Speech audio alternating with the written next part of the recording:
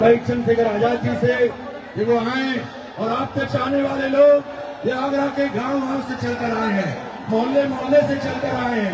हमारे पार्टी के लोगों ने दिन रात मेहनत की, हमारे भीम आर्मी के साथियों ने दिन रात मेहनत की। ये मैदान आज पहली बार भरा है। इस मैदान को आज तक कोई पार्टी भर नहीं पाई, आज तक इस मैदान को कोई पार्टी नहीं भर पाई। देखिए इस मैदान के बाहर भी सारी सड़कें भरी पड़ी हैं। साथियों, हम पुलिस प्रशासन का भी धन्यवाद करते हैं कि पुलिस प्रशासन आगरा के लोग हमारा पूरा सहयोग कर रहे हैं। मैं अनुरोध करता हूं अपने प्रिय नेता एडवोकेट भाई चंद्रशेखर आजाद जी से वो आए और अपनी बात को हम सबके समक्ष रखें। एडवोकेट भाई चंद्रशेखर आजाद जी संघर्ष करो, हम आपके साथ हैं। एडवोकेट चंद्रशेखर आजाद जी संघर्ष करो, हम आपके साथ हैं। एडवोकेट चंद्रशेखर आजाद जी संघर्ष करो, हम आपके साथ हैं।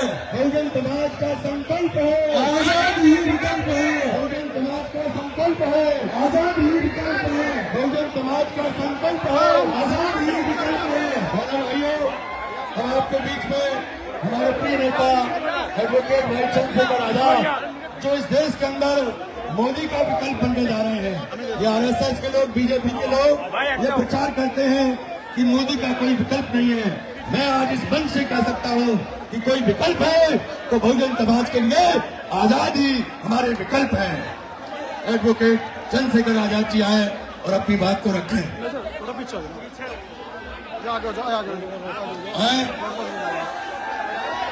आमिर भाई,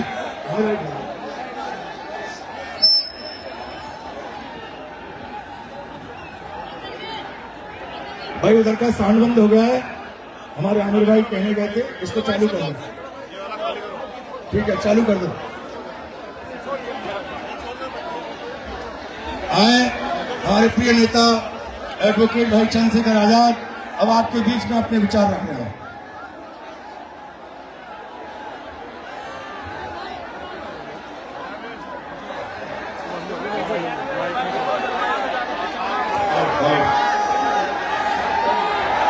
जय भीम। कहां तक आ रही है आवाज? जरा हाथ उठा के बताना। और आप लोग कहां चढ़े हो वहां इतने ऊपर?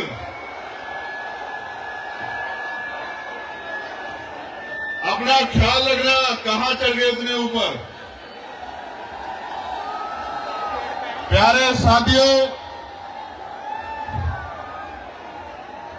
आज आगरा की इस ऐतिहासिक धरती पे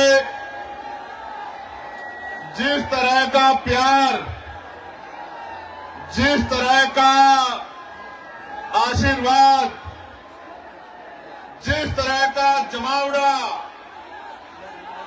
आप लोगों ने इतने बड़े पैमाने पे आज इस आगरा के कार्यक्रम को सफल बनाने के लिए किया है, मैं आपका दिल की गहराइयों से बहुत बहुत धन्यवाद करता हूं। प्यारे साथियों, मैं अपनी बात को शुरू करने से पहले बहुजन समाज में जन्मे सभी संतों, गुरुओं और महान पुरुषों को नमन करता हूं। और उनमें भी महामानव तथागत बुद्ध, जिनको पूरी दुनिया में शांति का प्रतीक माना जाता है, जगत गुरु सदगुरु रविदास जी महाराज, जो अंधविश्वास पाखंडवाद को जिन्होंने चूल हिला के रख दी थी, गुरु नानक देव, गुरु वाल्मीकि जी, गुरु घासीदास जी, संत गाडगे जी महाराज, नारायण गुरु, राष्ट्रपिता ज्योतिबा फूले, मां सावित्रीबाई फूले, जो शिक्षा के नायक हैं, नायिकाएं हैं, मां फातिमा शेख, डॉक्टर बाबा साहब अम्बेडकर संविधान निर्माता और करोड़ों भारतीयों के मुक्तिदाता डॉक्टर बाबा साहब अम्बेडकर, सर छोटू राम, मामना रामसू वर्मा, चौधरी महाराज सिंह भारती, बाबू जगदेव प्रसाद कुशवाहा, जननायक कपूरी ठाकुर, चौधरी चरण सिंह जी, कोतवाल धन सिंह गुजर, बर्मानंद लोधी जी, संतराम बीए प्रजापति जी, बाबू शिवदयाल चौरसिया जी, मान्यवर दीना भाना वाल्मीकि साहब और मेरे रहबर, मेरे नेता, मेरे गुरु मान्यवर साहब के सारे साहब श्री काशीराम जी को नमन करता हूं। मां अल्याबाई होलकर, महाराजा बिजली पासी, मां अवंतिकाबाई लोधी, मां झलकारी बाई, मां फूलन देवी को भी नमन करता हूं।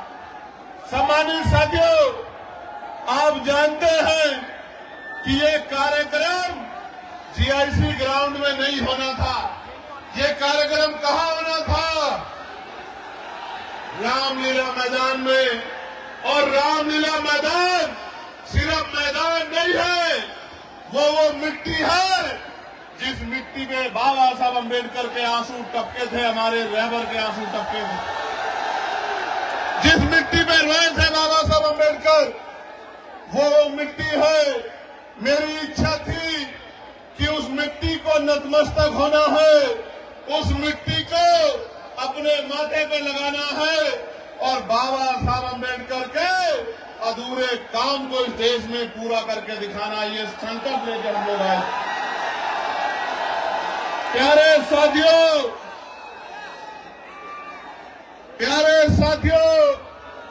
हमसे जगह छीनी जा सकती है, लेकिन दिलों से हमको नहीं निकाला जा सकता। वो हमसे जगह छीन सकते हैं, वो बहुत लंबे समय से ये करते आए हैं। वो हमसे आज जगह छीन सकते हैं, लेकिन आपके दिलों से हमें नहीं निकाल सकते। इस बात का प्रमाण आज आप लोगों ने दिया है। ये नौजवानों की सैलाबी ये जो संख्या है, और इधर मेरी मां बहनों का जो धूम में बैठ के आशीर्वाद देने के लिए आई है, मैं आपका कैसे धन्यवाद करूं। आपने भीम आर्मी आजाद समाज पार्टी को जिस तरह का प्यार आशीर्वाद देने का काम किया है, मैं आगरा अलीगढ़ मंडल के अपने तमाम नेताओं का बहुत बहुत धन्यवाद करता हूं।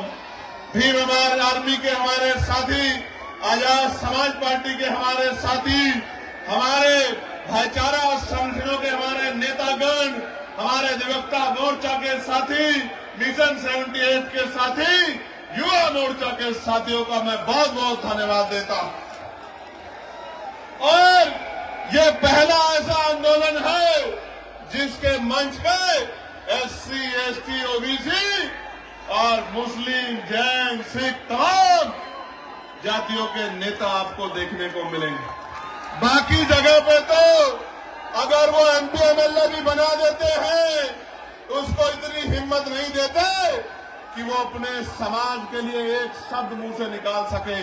आपको 2 अप्रैल 2018 याद है, नहीं याद है? मैंने तो आगरा के जिलाधिकारी कार्यालय पे भी नीला झंडा देखा था उस दिन, मेरे आज भी याद है। प्यारे साथियों, जिन साथियों ने 2 अप्रैल में बलिदान दिया था, या जो साथी 2 अप्रैल में जेल गए थे, मैं चंद्रशेखर आजाद अपनी पार्टी की तरफ से आपको वादा करता हूं, 27 में राजकाज बदलेगा। इन झूठों मुकदमों को शाम तक हम लोग हटाने का काम करेंगे। मेरी बात को आप याद रखेंगे। और जिन निर्दोष लोगों ने पुलिस की लाठियां खाई और जेल काटने का काम किया, उन निर्दोष भाइयों को सरकार सम्मानित करने का काम करेगी, उनके आंसू पोंछने का काम करेगी। इस बात का भी मैं आपको विश्वास दिलाता हूं। प्यारे साथियों, आज जब मैं आगरा में हूं और उत्तर प्रदेश में ये हमारा दूसरा सम्मेलन है, हमने 18 प्रमुजन सम्मेलन किए थे। उन सम्मेलन के जरिए हमने कर्मचारी, अधिकारी, पूर्व प्रधान, वर्तमान प्रधान, जिला पंचायत सदस्य, क्षेत्र पंचायत सदस्य, पूर्व विधायक, पत्रकार, चिंतक, वकील, तमाम लोगों को बुला के बिठा के पूछा था कि हमें उत्तर प्रदेश में इन गरीबों को राजकाज में लाना है, आप रास्ता बताओ। पूरे बुद्धिजीवी समाज ने हमारे हाथों को मजबूत करने का विश्वास दिलाया था और आज ये उसका प्रमाण है कि जहां तक नजर जा रही है नीला नीला समंदर नजर आ रहा है। और सिर्फ नीला समंदर नजर नहीं आ रहा है, नौजवानों की शक्ल में मुझे बाबा साहब अम्बेडकर के नीले बाज नजर आ रहे हैं। इन बाजों की अगर निगाह सत्ता की तरफ मुड़ जाए तो वो दिन दूर नहीं है कि लखनऊ के 5 कालिदास मार्ग में एक अम्बेडकरवादी, एक बहुजनवादी, एक संविधानवादी आपका मुख्यमंत्री बनकर बैठेगा और प्रदेश के लोगों को न्याय दिलाने का काम करेगा। प्यारे साथियों, आगरा में जब बाबा साहब अम्बेडकर अपनी बात को रख रहे थे, नौजवानों, मैं जानता हूं कि संख्या ज्यादा है और आपको परेशानी हो रही है, लेकिन आप ये समझ लो ये परेशानी उस परेशानी से कम छोटी है जब हमारे लोगों पे जुल्म, जाति, अन्य अत्याचार होता है और आप सड़कों पे खड़े होकर मुकाबला करते हो। मैं आपकी हिम्मत को दाद देता हूं। प्यारे साथियों, बाबा साहब अम्बेडकर जब अपनी बात रख रहे थे 18 मार्च 1956 में उन्होंने सभी को समझाने का काम किया और उनकी कुछ बातें जो जेल में रहते मैंने पढ़ी थी, जिनका मेरे ऊपर इतना गहरा असर हुआ कि आज भी रात को जब आंख खुल जाती है अचानक से तो याद आता है कि बाबा साहब अपने अंतिम समय में रोआ करते थे, उनकी आंखों में आंसू होते थे और उनकी उम्मीदें नौजवानों से लगी हुई थी। बाबा साहब ने यहाँ कर्मचारियों के बारे में कहा कि कर्मचारियों ने मेरा साथ नहीं दिया, लेकिन मैं धन्यवाद देता हूं कि आज देश के बहुत सारे कर्मचारी अधिकारी अपनी सामाजिक जिम्मेदारी का निर्वहन कर रहे हैं। बाबा साहब ने कर्मचारियों अधिकारियों से कहा कि केवल अपने बारे में मत सोचो, अपनी आमदनी का, अपनी तनख्वाह का 20% पैसा अपने समाज को तरक्की के लिए लगाओ।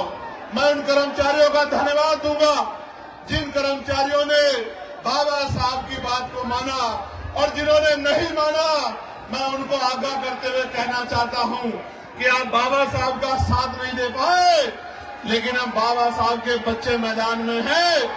अपने समाज को, इस कमजोर हक वंचित समाज को मुख्य धारा में लाने के लिए आजाद समाज पार्टी का तन मन धन से साथ दो और फिर देखो उत्तर प्रदेश कैसे आगे बढ़ता है। प्यारे साथियों, बाबा साहब ने अंत में अपनी बात को खत्म करते हुए कहा था कि अब मैं बूढ़ा हो चला हूं, बीमार रहता हूं, जब अपने चारों तरफ देखता हूं तो एक भी नौजवान ऐसा नजर नहीं आता जो इस आंदोलन रूपी तंबू का बम्बू बन के इस आंदोलन को आगे बढ़ा सके। बाबा साहब कह रहे थे, मैं ऐसे टेंट की तरह हूं, मैं ऐसे तंबू की तरह हूं, बम्बू की तरह हूं, जिसमें बहुत सारे टेंटों का बोझ है, लेकिन मैं गौरवान्वित हूं कि आज हमारे साथ मैं इस बात को नहीं कह सकता कि मैं अकेला हूं। मेरे हाथों को मजबूत करने के लिए देश, प्रदेश और उत्तर प्रदेश के ताकतवर नेतृत्व मेरे साथ है। हमारे जिले, विधानसभा, बूथ, सेक्टर, लोकसभा, मंडल, प्रदेश के मजबूत नेता मेरे साथ हैं जो लगातार मेरे हाथों को मजबूत कर रहे हैं। प्यारे साथियों, मैं आपको ये कहना चाहता हूं, बाबा साहब ने उस दिन ये कहा था रोते हुए कि एक भी नौजवान दिखाई नहीं देता जो इस आंदोलन को आगे बढ़ा सके। आज मुझे इस मैदान में लाखों नौजवान दिखाई देते हैं जो बाबा साहब की बात को मानने के लिए तैयार है और बाबा साहब की बात को मानने के लिए तैयार नौजवानों, आपकी शक्ति से शासन प्रशासन को चीजों को समझ ही रहा है, लेकिन सरकारों की भी नींद खराब है। वरना आज का कार्यक्रम रामलीला ग्राउंड में होता। मैं यहाँ के प्रशासन का धन्यवाद करना चाहता हूँ कि उन्होंने काफी मदद की है, मगर साथियों आपकी भी जिम्मेदारी है कि आप अपनी लड़ाई को स्वयं लड़े। प्यारे साथियों, हम उत्तर प्रदेश को कैसा प्रदेश बनाना चाहते हैं, मैं उस पर प्रकाश डालना चाहता हूं। ऐसा प्रदेश जहां शिक्षा गरीबों के दायरे में हो, जहां गरीबों को अच्छी से अच्छी शिक्षा मिले। मैं बहुत जिम्मेदारी से आपके बीच में बात रखते कह रहा हूं, 2000 रुपए आपको राशन के मिले ना मिले, 5 किलो राशन मिले ना मिले, लेकिन शिक्षा 1 नंबर की मिलेगी आजाद समाज पार्टी के राज में। ऐसी शिक्षा मिलेगी जो यहाँ के प्राइवेट स्कूल भी देने में भी सक्षम नहीं है, जिसकी महीने की फीस 20,000 रुपए है। मैं संकल्प लेकर कहता हूँ कि हम लोग करके दिखाएंगे कि गरीब के बच्चों को ऐसी शिक्षा मिलेगी कि अमीर के बड़े बड़े स्कूल, अमीरों के बड़े बड़े स्कूल में पढ़ने वाले बच्चे भी गरीबों के बच्चों का मुकाबला नहीं कर पाएंगे। आपको 5 किलो राशन मिले ना मिले, लेकिन आपके बच्चे को इतना मजबूत करेंगे कि वो 50,000 रुपए की नौकरी रोजगार करेगा महीने का, और आपकी आंख में आंसू नहीं आने देगा। मेरी बात को आप याद रखना, ऐसी व्यवस्था लागू करेंगे। प्यारे साथियों, ऐसी चिकित्सा व्यवस्था लागू करेंगे कि इलाज की कमी और पैसे की कमी के कारण किसी की जान नहीं जाएगी। जैसे मैंने अपने पिता को खो दिया था, मैं आपको संकल्प करके कहता हूं इस मिट्टी से। प्यारे साथियों, सिर्फ जान ही नहीं जाएगी, ना जमीन गिरवी रखनी पड़ेगी, ना उधार लेना पड़ेगा। कोई भी बीमारी होगी, 1000 रुपए से कम में आपका इतना अच्छा इलाज होगा कि आप बीमार होकर चले तो जाओगे, लेकिन खुशहाल होकर अपने परिवार के बीच में आओगे। ऐसी व्यवस्था हम लोग करके देंगे उत्तर प्रदेश। प्यारे साथियों, लक्ष्यधार भाषण तो आप 75 साल से सुनते आ रहे हैं। एक हमारे पुराने आंदोलन के अलावा किसी ने गरीबों की सुध लेने का काम नहीं किया जलाध्यक्ष जी। तो मैं ये कहना चाहता हूं कि और कोई करे ना करे, पढ़े लिखे नौजवानों को रोजगार देने का काम आजाद समाज पार्टी 1 साल के अंदर करने का काम करेगी। मेरी बात को आप याद रखना। रोजगार देने का काम, आपके आंसू पोंछने का काम, आपकी जेब को मजबूत करने का काम, आपको सपने पूरे करने का अधिकार आजाद समाज पार्टी आपको 1 साल के अंदर अवसर बना के देगी।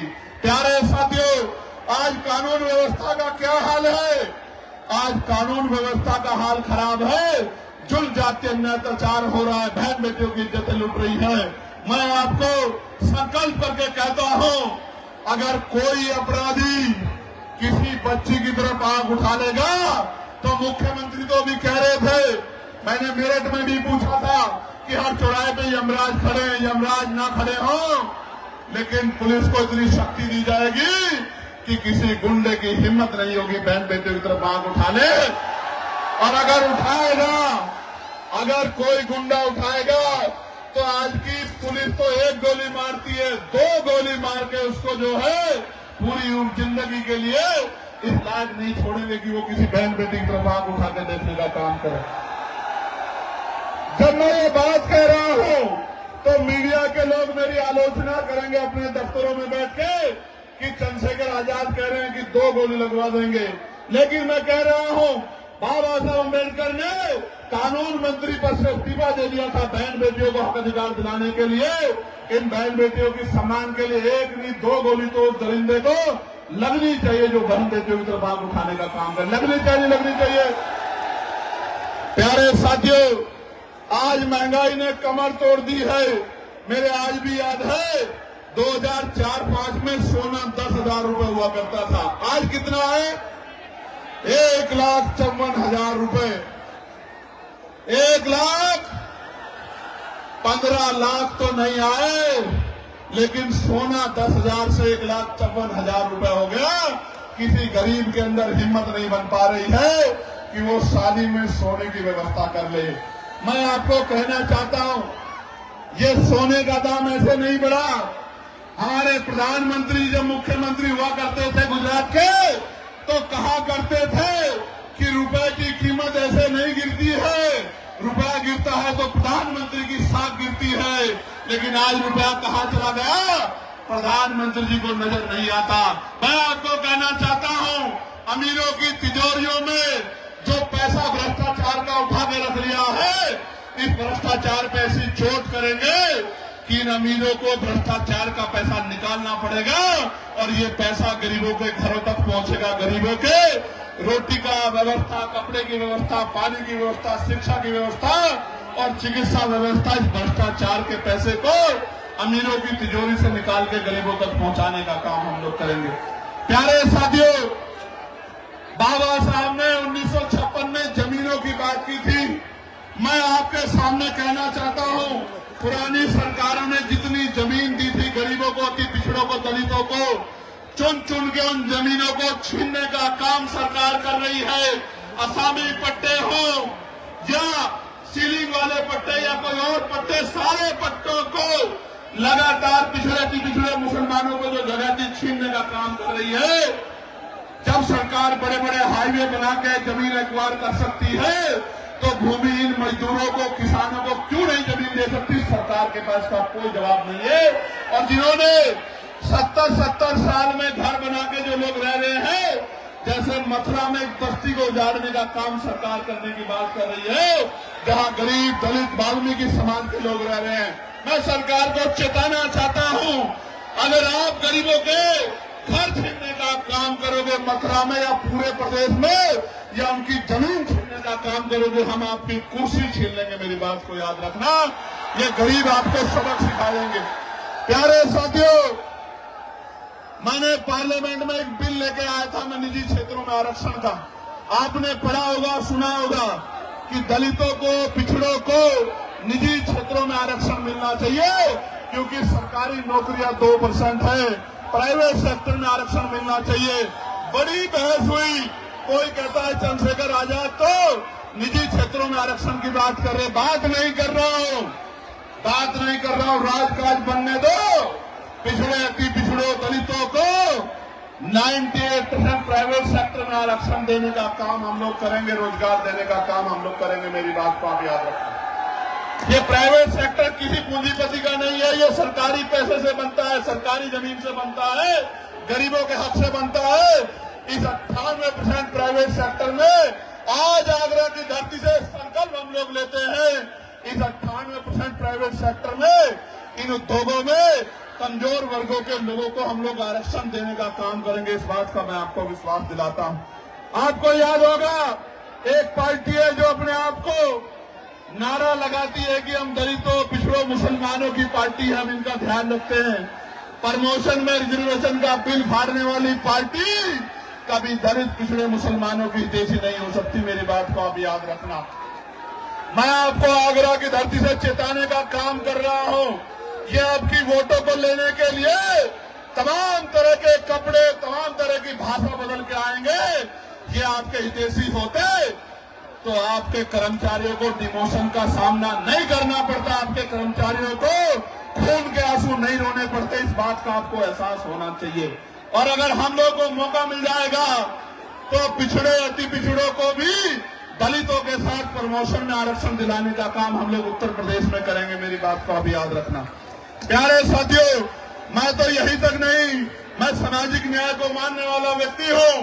आगरा की धरती पर खड़े हुए कह रहा हूं, इसलिए तमाम लोग मेरे पीछे षड्यंत्र कर रहे हैं कि दलितों की तरह पिछड़े वर्ग के लोगों को भी पॉलिटिकल रिजर्वेशन हम लोग दिलाने का काम करेंगे विधानसभा, लोकसभा में। मेरी बात को आप याद रखना। जो कोई नहीं कर पाया वो बाबा साहब अम्बेडकर के बच्चे करके दिखाएंगे। मुस्लिम भाइयों, आप भी तैयार हो जाओ, हिम्मत करके दिखाओ। आजाद समाज पार्टी आपको भी संख्या के आधार पर आपकी हिस्सेदार दिला के रहेगी। मेरी बात को याद रखना। और अति पिछड़े वर्ग के लोगों को कहना चाहता हूं, उनके मन में भय रहता है। आरक्षण 27% दिया गया है, जबकि आबादी 52% थी।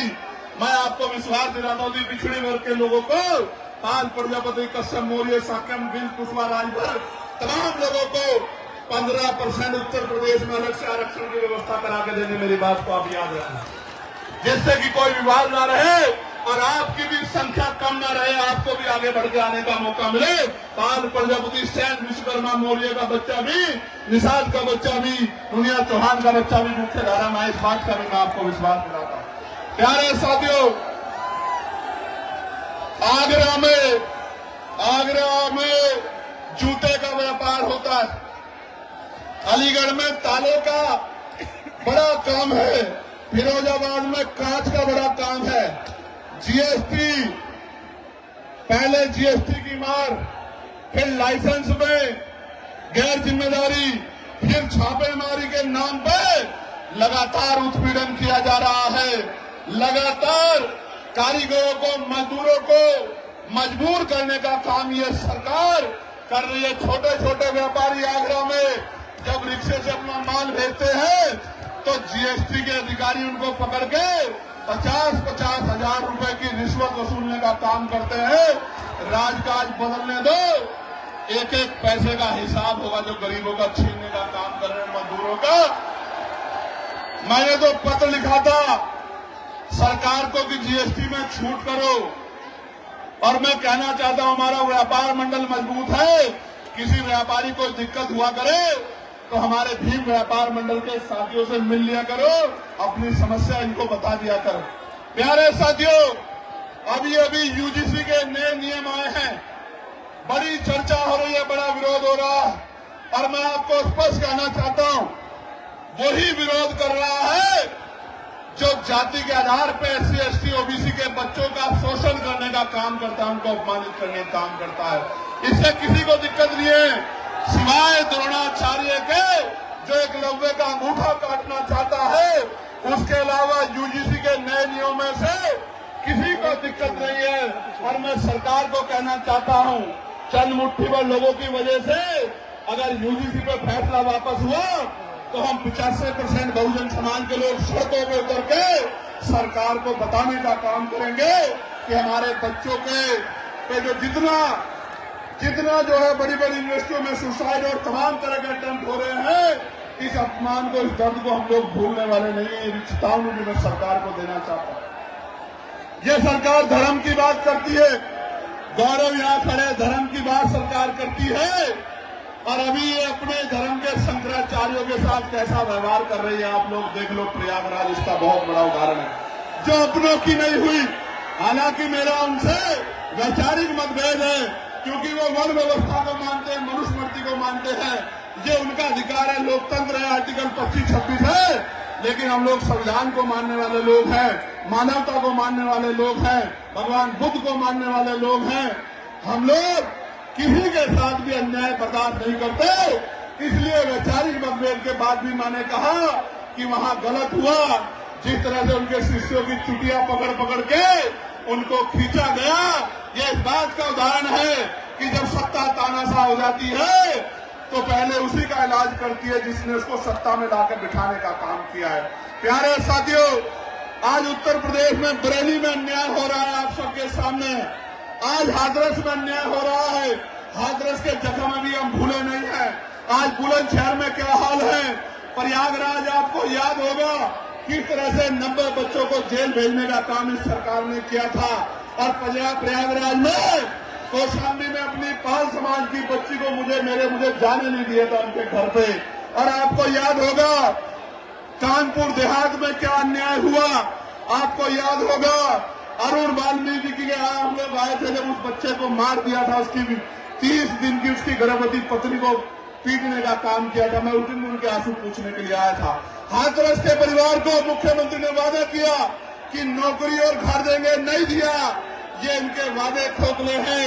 और अभी मेरठ में आपने देखा, मेरठ के कपसार में एक चुनाव सांसद अपनी बहन से और अपनी मरी हुई मां से नहीं मिल पाया, पुलिस बना के मुझे रोकने का काम किया।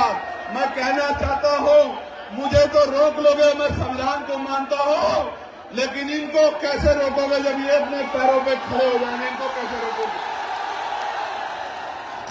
मुझे रोक लो, मैं कानून को मानता हूं, लेकिन कानून चलाने वाले हाथ जब इनके हो जाएंगे, जब इनका राज का जाएगा कमजोरों का, तब इन गुंडों को कैसे बचाओगे?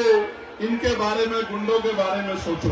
प्यारे साथियों, मैं बहुत जिम्मेदारी से आपको ये कहना चाहता हूं, इस जुर्म जाति को रोकने के लिए हमें कमर कसनी होगी, क्रांति के लिए तैयार होना पड़ेगा और क्रांति संवैधानिक रूप से वोट के रूप में होगी। जब मैं सड़कों पे था, सड़कों पे लड़ता था, आज पार्लियामेंट में आपने भेज दिया है, तो बताओ पार्लियामेंट में आपकी आवाज गूंजती है नहीं गूंजती है? क्या 543 में नीले पट्टे वाला दिखाई देता है नहीं दिखाई देता है? कहीं छिप तो नहीं जाता? सुनते हो नहीं सुनते हो? प्यारे साथियों, इस देश में 15 अगस्त 1947 को तय हो गया था। मुस्लिम समाज के भाई सुन लें, जैन समाज के भाई, सिख समाज के भाई, बौद्ध समाज के भाई, क्रिश्चियन समाज के भाई सुन लें, हमारे जो मसीह समाज को मानने वाले लोग हैं वो भी सुन लें। 15 अगस्त 1947 को तय हो गया था कि जिस स्ट्रक्चर का जो स्वरूप है, अगर वो मस्जिद है तो मस्जिद रहेगी, वो मंदिर है तो मंदिर रहेगा, वो चर्च है तो चर्च रहेगा, वो गुरुद्वारा है तो गुरुद्वारा रहेगा। लेकिन जब से इनकी सरकार आई है, हर मस्जिद को, हर गुरुद्वारे को, हर चर्च को जानबूझ के टारगेट करने का काम ये सरकार कर रही है कि इनका राजनीतिक एजेंडा कामयाब होता रहे। मैं आपको कहना चाहता हूं, सरकार की जिम्मेदारी है कि पुलिस को कहे, एडमिनिस्ट्रेशन को कहे कि इस तरह का माहौल खराब नहीं होना चाहिए। लेकिन कई बार फतेहपुर के मकबरे को हम लोग देखते हैं, सरकार सामने नजर आती है, बीजेपी के लोग तोड़ने का काम करते हैं। मैं आपको कहना चाहता हूं, हिम्मत मत हारो। जब माहौल खराब करने वाले लोग हैं तो आपका हाथ पकड़ के आपके साथ चलने वाले लोग भी हैं। मेरी बात को याद रखना। आपने अभी तक कभी इसे ताकत दी, कभी उसे ताकत दी, कभी उसे ताकत दी। एक बार बाबा साहब अम्बेडकर के सच्चे बच्चों को ताकत देके देखो, गुंडागर्दी का माहौल ठंडा हो जाएगा और स्वाभिमान सम्मान के साथ आगे बढ़ने का मौका मिलेगा। प्यारे साथियों, ये तो मैं हूं जो पार्लियामेंट में बोलता हूं, सड़क पे मुसलमान, ईसाई, सिख, जैन, बौद्ध, वरना अल्पसंख्यक कह के लंबे समय तक आपसे वोट ली गई है। आप इस बात को जानते हैं। ये तो हिम्मत चंद्रशेखर आजाद के अंदर है कि जो धर्मनिरपेक्ष है, संविधानवादी है, सबके हितों की बात करता है, सबके हितों को आगे बढ़ाने की बात करता है। ना अमीर देखता है, ना गरीब देखता है, ना कमजोर देखता है, ना ताकतवर देखता है। प्यारे साथियों, आप हमारा न्यायप्रिय चरित्र देखना चाहते हो तो सुनो। संभल में जिस जज साहब ने पुलिस पे मुकदमे करने का ऑर्डर दिया, उस जज साहब, माननीय जज साहब को, जिन्होंने निष्पक्ष ऑर्डर किया, निडर होकर ऑर्डर किया, सरकार के सामने न्यायपालिका का सच्चा चरित्र रखा, रातों रात उन जज साहब का ट्रांसफर कर दिया गया। वो सुधीर साहब इसी दलित समाज के बच्चे हैं। इस बात का आप लोगों को गर्व, हमें गर्व है इस बात का कि हमारा चरित्र न्यायप्रिय है। अगर पूरी सरकार भी विरोध में खड़ी है तो हमारी कलम किसी का नुकसान नहीं कर सकती, न्याय देने का काम करेगी। मैं तो यामीन साहब के उन बेबस पिता की तरफ देखता हूं, जिन पिता को उम्मीद थी कि न्याय मिलेगा, आज उनसे न्याय छीना जा रहा है। प्यारे साथियों, याद रखो, जुर्म जाति जब बढ़ जाएगी तो जनता उसको उखाड़ फेंकेगी। वही समय आ गया है। यहां से वहां तक ये नीला समंदर इस बात का ऐलान कर रहा है, आगरा में खड़े होकर, ये राजधानी है, आगरा कमजोरों की राजधानी है या नहीं है? राजधानी बताओ, जोर से बताओ, है या नहीं है?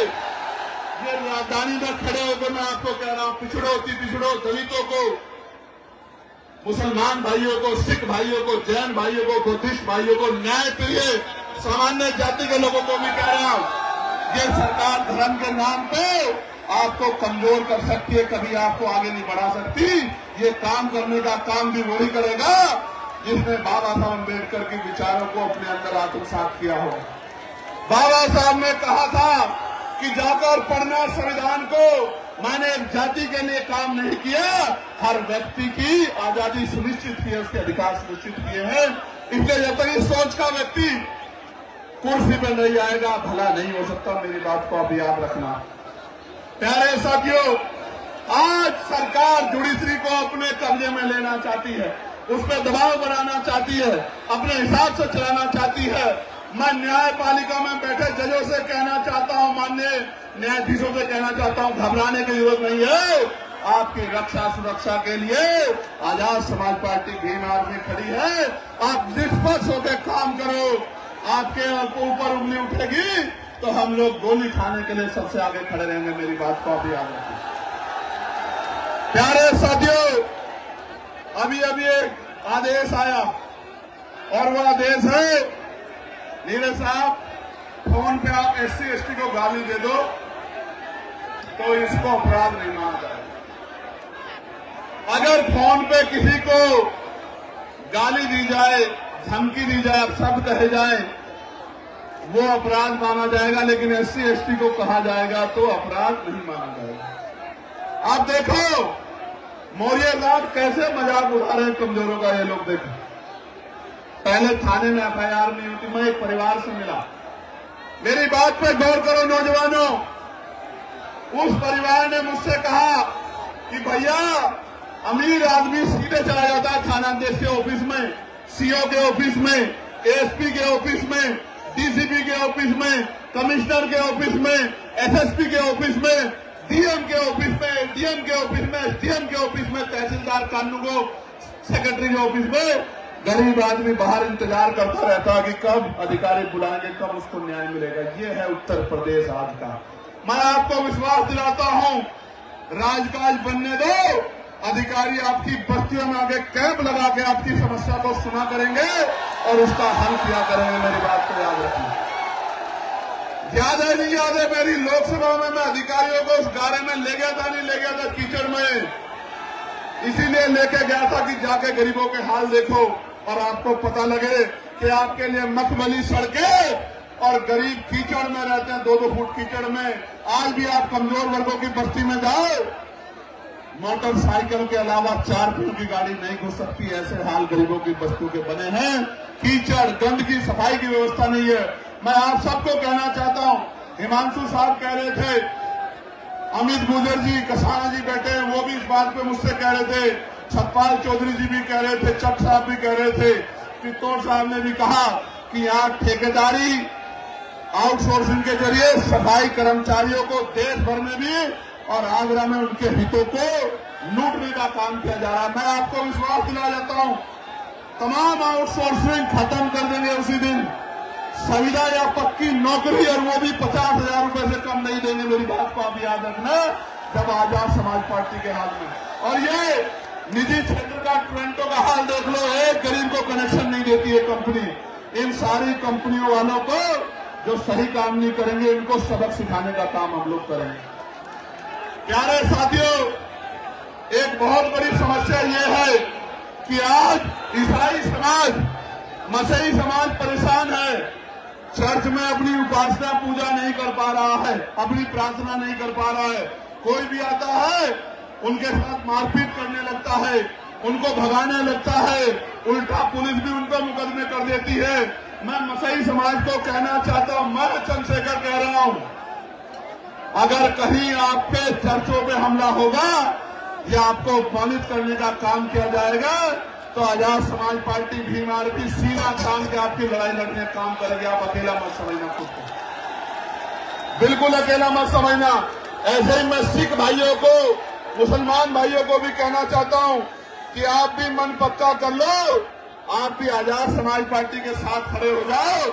आने वाले 10-15 दिन में वैसे भी माहौल उत्तर प्रदेश का बदलने वाला है। मेरी बात को आप याद रखना, आने वाले 15 दिन में देख लेना, उत्तर प्रदेश का माहौल बदलने वाला है।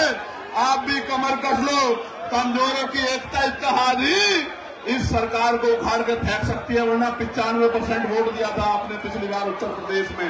2022 में क्या मिला? 125 सीटें, 125 सीटें। आप एकजुट हो जाओ, 300 सीटें जीतेंगे, 300 सीटें। मेरी बात को आप याद रखना, क्या 125 सीटों की बात करते हैं। प्यारे साथियों, आपने इतने भयंकर सैलाब में भी बड़ी जिम्मेदारी, समझदारी से इस कार्यक्रम को सफल बनाया, और जिन साथियों ने इसको सफल बनाने में अपना योगदान दिया, भाई सुनील कुमार चित्तौड़ जी, राजपाल कश्यप जी, डॉक्टर रविंद्र बघेल जी, श्याम प्रकाश मोदी जी, विक्की आजाद जी, अनिल करदम जी, MS निमेश जी, संजीव सागर जी, अच्छन अंसारी जी, राजेंद्र गुजर जी, गुफरान खान साहब, चौधरी महेंद्र सिंह जी, लाखन सिंह चक साहब, शशांक बोध जी, सौरभ दयाल जी, सौरभ चित्तौड़ जी, राजू अंसारी जी, मलखान पिंटू व्यास जी, रहमान खान जी, गौरी प्रसाद उपासक जी, महेश चंद्रा जी, प्रदीप पीपल जी, जावेद कुरैशी जी, अमजद कुरैशी जी, रामवीर करदम जी, बहन प्रतिभा जी, रविंद्र पारस जी, संगरतन सेठी जी, चंद्र प्रकाश गौतम जी, के गौतम जी, दक्ष यादव जी, ब्रजेश एडवोकेट जी, सिकंदर बोध जी, भाई रिंकू जी और तमाम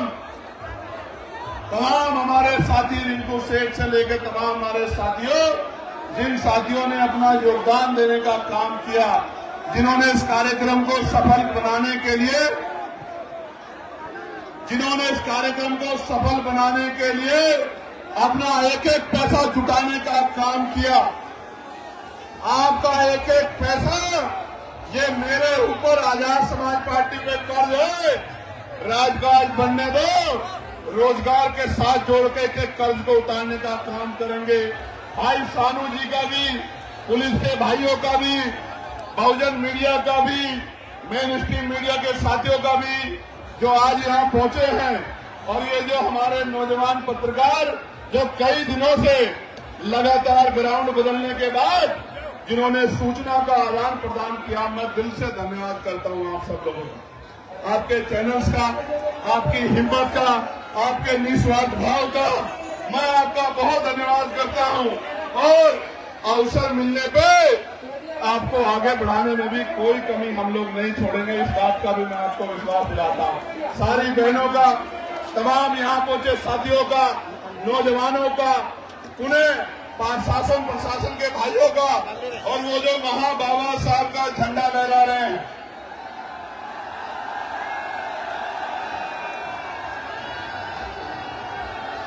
ये जो इधर पेड़ों पे चढ़े हुए हैं, उधर वहां पेड़ों पे, वो जो वहां टूरिस्ट बस पर वहां सामने खड़े ग्राउंड के बाहर,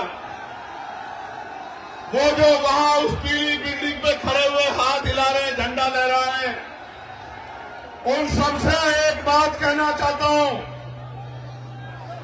एक बार आजाद समाज पार्टी को मौका दो, आंख में आंसू नहीं आने दूंगा, विश्वास दिला के कहना चाहता हूं। मेरे साथ हाथ ऐसे करके संकल्प करो, यहां से लेकर वहां तक सब लोग।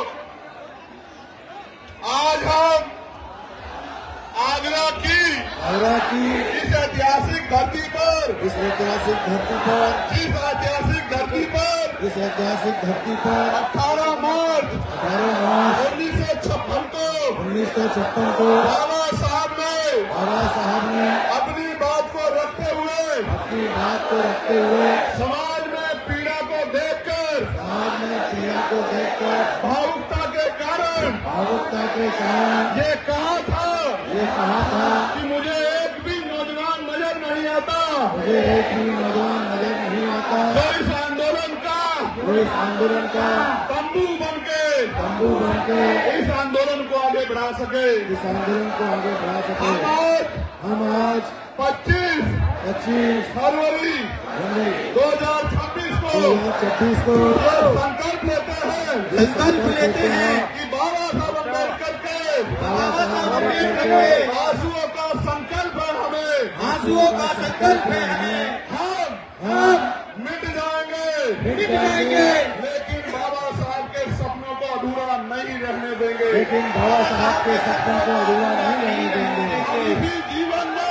इसी जीवन में जीते जी बाबा साहब के सपने को पूरा करके दिखाएंगे। मानवता का राज लाएंगे, गरीबों का राज लाएंगे, गरीबों के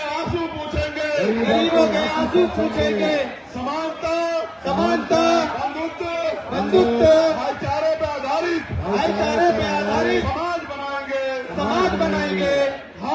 हम प्रथम और अंतिम भारतीय है। भारत की शान बढ़ाएंगे। तिरंगे का मान बढ़ाएंगे। और अपने देश को मजबूत बनाएंगे। जय भीम। जय भारत। जय संविधान। जय मंडल। जय जोहार। भारत की गरीब जनता जिंदाबाद। भारत का मजदूर जिंदाबाद।